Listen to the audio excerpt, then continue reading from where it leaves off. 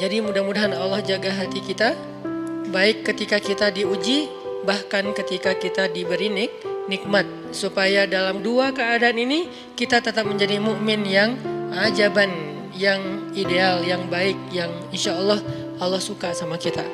Kalau diuji sabara fakana khairallah. Kalau diberi nikmat syakara fakana khairallah. Kalau dia diuji dia bersabar dan itu kebaikan untuk dia. Ternyata diuji ujung-ujungnya baik. Lewat apa ujian menjadi kebaikan? Lewat sabar. Bukankah Allah bilang wabasyiris sabirin? Sampaikan berita gembira kepada orang yang sabar. Ada banyak kebaikan yang Allah sediakan untuk orang yang sabar. Kalau dia sabar. Dan kalau diberi nikmat syakara. Kalau diberi nikmat dia bersyukur. Fakana khairallah. Kenapa nikmat kok menjadi kebaikan? Maksudnya dengan dia bersyukur Allah tambahkan kebaikan itu. La in syakartum la azidannakum. Jadi orang beriman itu kayaknya hidupnya tuh harusnya sih nggak ada bete-nya. Hidupnya tuh nggak ada istilah, aduh hari ini gue kayak rugi banget nih. Nggak ada orang yang beriman rugi. Kan hidup kita tuh di antara dua itu kan. Cuman varian ujian itu aja macam-macam. Varian ujian itu misalnya kalau di surat Al-Baqarah Allah menyebutkan 3 varian ujian kan. Ba'sa, dharra, zulzilu. Ujian fisik, ujian harta. Harta ini termasuk karir, kerjaan, usaha, bisnis. Dan ujian zulzilu, ujian perasaan termasuk diputusin. Atau orang yang dekat sama kita jadian sama yang lain. Atau mungkin di unfollow oleh ya gitu deh.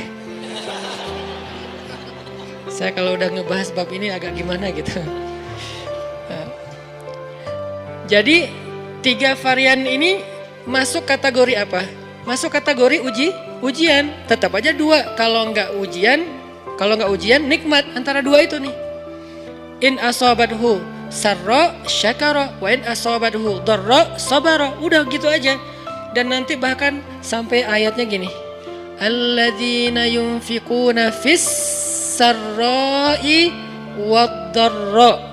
Orang yang tetap beramal soleh lewat hartanya dalam keadaan dia berkelebihan atau dalam keadaan dia kekurangan. Itu mukmin, keren banget gitu. Dia tuh nggak pernah kehilangan kesempatan berbuat baik. Baik beramal soleh ketika dia dalam keadaan dikasih nikmat maupun beramal soleh ketika dia dikasih ujian tetap aja beramal soleh. Contoh yang ayat tadi.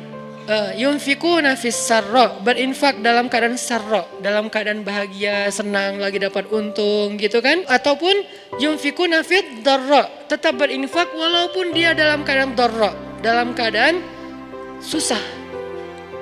Dalam keadaan dor itu kan bahaya. Nih kalau saya infak nih bahaya nih buat saya nih. Kalau saya kasih nih saya kayak nggak ada tabungan buat mahar nih. Kalau saya kasih ke dia, terus saya gimana? Gitu kan? Ini dor banget nih, bahaya banget nih. Tapi dia tetap berinfak. Siapa yang mencontohkan hal seperti itu? Selain pastinya Rasulullah udah gak diragukan lagi. Yang jadi kayak simbol berinfak walaupun dia butuh. Orang-orang Ansor. Yu'thiruna ala anfusihim walau kana bihim khasasah. Mereka mendahulukan orang muhajirin atas dirinya sendiri. Walaupun sebetulnya dia juga butuh kepada kebaikan itu.